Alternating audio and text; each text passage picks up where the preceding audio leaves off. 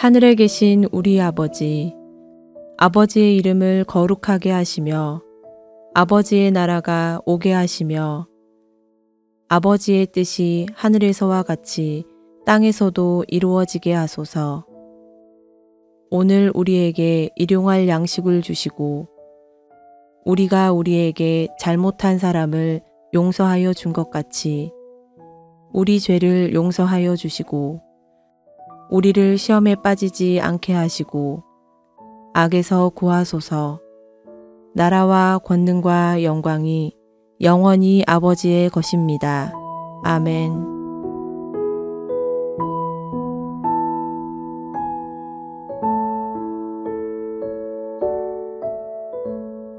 아침에 발락이 발람과 함께하고 그를 인도하여 바알의 산당에 오르매 발람이 거기서 이스라엘 백성의 진 끝까지 보니라. 민수기 23장. 발람이 발락에게 이르되 나를 위하여 여기 제단 7을 쌓고 거기 수송아지 7마리와 순양 7마리를 준비하소서 하매 발락이 발람의 말대로 준비한 후에 발락과 발람이 제단에 수송아지와 순양을 드리니라. 발람이 발락에게 이르되 당신의 번제물 곁에 서소서. 나는 저리로 가리이다. 여호와께서 혹시 오셔서 나를 만나시리니 그가 내게 지시하는 것은 다 당신에게 알리리이다 하고 언덕길로 가니 하나님이 발람에게 임하시는지라. 발람이 아뢰되 내가 7 제단을 쌓고 각 제단에 수송아지와 순양을 드렸나이다. 여호와께서 발람의 입에 말씀을 주시며 이르시되 발락에게 돌아가서 이렇게 말할지니라. 그가 발락에게로 돌아간즉 발락과 모압의 모든 고관이 번제물 곁에 함께 섰더라. 발람이 예언을 전하여 말하되 발락이 나를 아람에서 모압 왕이 동쪽 산에서 데려다가 이르기를 와서 나를 위하여 야곱을 저주하라. 와서 이스라엘을 꾸짖으라 하도다. 하나님이 저주하지 않으신 자를 내가 어찌 저주하며 여호와께서 꾸짖지 않으신 자를 내가 어찌 꾸짖으랴. 내가 바위 위에서 그들을 보며 작은 산에서 그들을 바라보니 이 백성은 홀로 살 것이라. 그를 여러 민족 중에 하나로 여기지 않으리로다. 야곱의 티끌을 누가 능히 세며 이스라엘 4분의 1을 누가 능히 셀고 나는 의인의 죽음을 죽기 원하며 나의 종말이 그와 같기를 바라노라 하매 발락이 발람에게 이르되 그대가 어찌 내게 이같이 행하느냐. 나의 원수를 저주하라고 그대를 데려왔거늘 그대가 오히려 축복하였도다. 발람이 대답하여 이르되 여호와께서 내 입에 주신 말씀을 내가 어찌 말하지 아니할 수 있으리이까.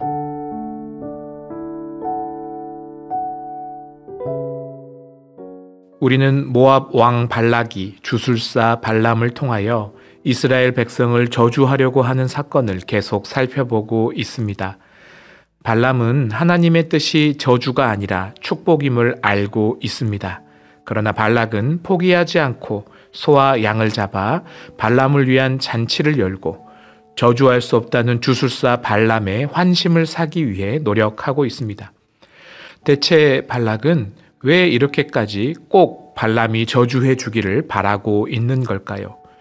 주술사가 저주하면 그대로 이루어질 것이라고 믿는 어리석은 사람들이 오늘날에도 많습니다. 우리나라에 내란을 일으킨 세력들이 무속에 심취한 사람들이라는 증거가 수도 없이 나와 논란이 되었죠. 무속 신앙의 핵심에는 정성이 있습니다.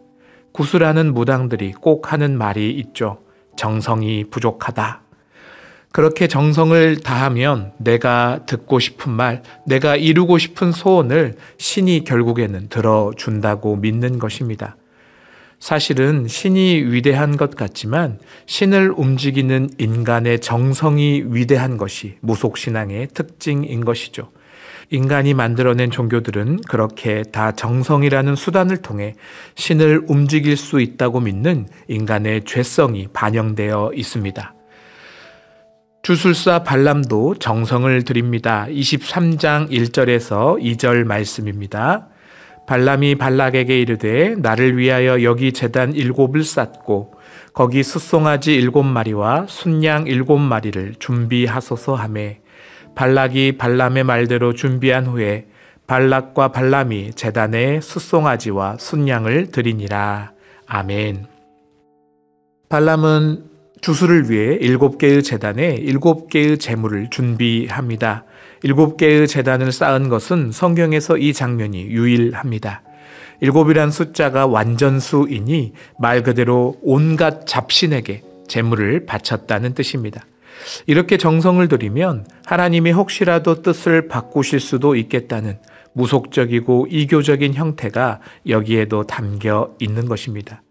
여러분, 이 발람이란 사람, 하나님의 말씀이 임했다고 해서 그를 하나님의 선지자로 오해하시면 안 됩니다. 발람 역시도 철저히 이교적인 주술사요, 탐욕을 쫓는 사람이었습니다. 하나님이 그런 주술사 발람도 도구 삼으셔서 이스라엘을 향한 하나님의 뜻을 보여주셨을 뿐이지 발람이 결코 하나님의 사람은 아닌 것이죠. 우리는 이미 전문맥에서 하나님께서는 나귀를 통해서도 당신의 뜻을 말씀하실 수 있는 분임을 보았습니다. 하나님은 돌들을 통해서도 소리 지르게 할 수 있는 분이십니다. 그러나 누구도 나귀나 돌을 하나님의 예언자라고 숭배하지는 않습니다.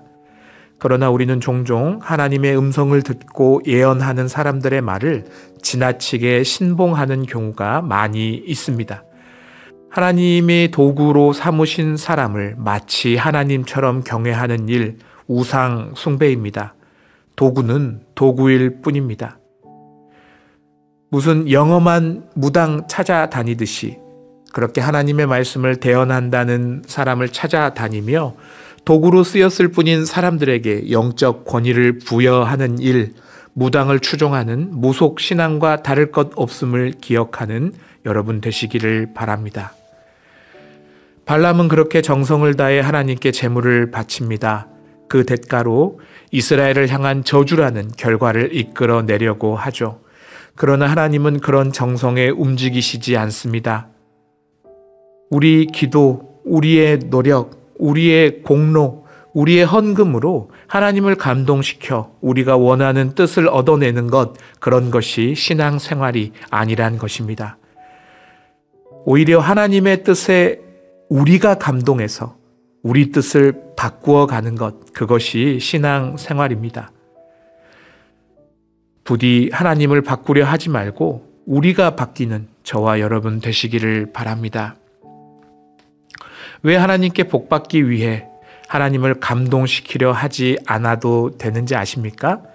하나님은 이미 우리에게 완전한 복을 베풀어 주셨기 때문입니다. 발람의 입을 통해 하나님은 이스라엘에 대한 마음을 이렇게 표현하십니다. 23장 9절 말씀입니다. 내가 바위 위에서 그들을 보며 작은 산에서 그들을 바라보니 이 백성은 홀로 살 것이라 그를 여러 민족 중에 하나로 여기지 않으리로다. 아멘. 하나님은 발람의 입을 통해 이 백성은 홀로 살 것이요 그를 여러 민족 중에 하나로 여기지 않겠다 말씀하십니다. 이 말씀의 뜻은 이스라엘의 독보적인 정체성과 특별한 지위를 알려주고 있습니다. 하나님은 광야를 떠도는 나그네 같은 이스라엘 민족을 특별히 선택하셔서 이미 제사장 나라요 하나님의 소유된 백성으로 삼으시기로 작정하셨습니다. 이스라엘이 특별해서가 아니라 이스라엘이 어떤 노력과 정성으로 하나님을 만족시켰기 때문이 아니라 하나님이 이스라엘을 사랑하기로, 복을 주시기로, 하나님의 백성 삼으시기로 선택하셨다는 것입니다. 우리는 다른 신을 믿는 이방인들처럼 하나님을 감동시킬 필요가 없습니다. 이미 하나님은 우리를 사랑하시고 자녀 삼으시고 내 것이라고 선택하시고 붙드셨기 때문입니다. 에레미야 29장 11절은 이렇게 말씀합니다. 여호와의 말씀이니라 너희를 향한 나의 생각을 내가 아나니 평안이요 재앙이 아니니라. 너희에게 미래의 희망을 주는 것이니라. 아멘. 하나님이 이미 우리에게 아름다운 사랑과 평안을 베풀어 주셨습니다. 우리는 이미 하나님의 자녀요 거룩한 백성이 되는 은혜를 받았습니다. 우리는 이미 다 받았다는 것입니다. 그렇다면 우리 정말 그것을 믿는다면 마치 무당이 굿하듯 그렇게 하나님을 대하지 맙시다. 하나님의 진노를 풀어야 된다고 정성을 들이거나 하나님께 무엇을 더 받기 위해서 내 소원을 하나님께서 이루어 주시길 바라며 노력과 정성을 바쳐서 하나님의 뜻을 바꾸어 내려는 무속 신앙 같은 모습 이제 내려놓아야 할 것입니다. 우리는 하나님께 복을 받기 위해서 신앙생활하지 않습니다. 이미 복을 받은 백성으로 신앙생활을 합니다. 우리는 이미 우리에게 주신 사랑과 복에 감사하며 만족하며 그 복을 이웃과 세상에 전하고 사랑하는 복의 통로로 살아갑니다. 그것이 우리를 택하신 하나님의 뜻이기 때문입니다. 말씀을 맺겠습니다. 이 새벽 우리의 기도의 방향이 바뀌길 소망합니다. 하나님께 무엇을 더 얻기 위해 하나님께 우리의 소원을 아뢰고 그분이 우리의 소원을 들어주시도록 그분을 흔드는 게 우리의 목적이 아닙니다. 이미 내게 주신 사랑과 복에 감사하고 찬양하는 것, 그리고 이미 받은 이 복을 나도 누군가에게 베풀어주며 살아가는 것, 그것이 우리의 소망이요 기도가 되어야 합니다. 그렇게 기도할 때 하나님께서 저와 여러분의 삶에 참된 기쁨과 평안을 허락하실 줄 믿습니다. 함께 기도합시다. 우리의 창조주요 주인 되신 하나님 감사를 드립니다. 그럼에도 불구하고 하나님의 뜻에 우리가 바뀌려 하지는 않고 자꾸 하나님을 우리에게 맞추려고 하는 저희의 교만함을 용서하여 주옵소서. 예수 그리스도의 십자가 은혜로 구원받았으니 우리는 우리가 평생 받을 복을 이미 넉넉히 받은 자임을 고백합니다. 더 많은 것을 얻기 위한 신앙생활이 아니라 이미 주신 것을 기뻐하며 감사하며 또 복의 통로로 흘려보내는 저희들이 되게 하여 주시옵소서. 그렇게 하나님의 뜻에 우리 삶을 바꾸어가는 저희들이 되기를 소망하며 예수님의 이름으로 기도드립니다. 아멘. 계속해서 더 깊은 기도와 말씀을 이어가시기 바랍니다.